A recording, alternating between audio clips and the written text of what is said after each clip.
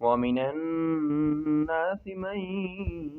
يقول آمنا بالله وباليوم الآخر وما هم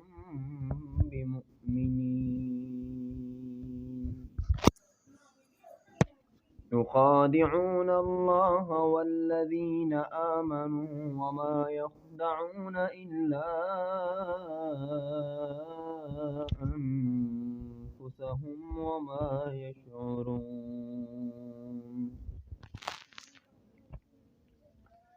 في قلوبهم مرض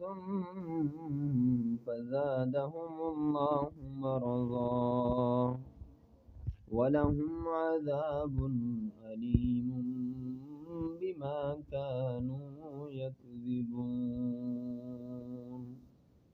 وإذا قيل لهم لا تفسدوا في الأرض قالوا إنما نحن مصلحون ألا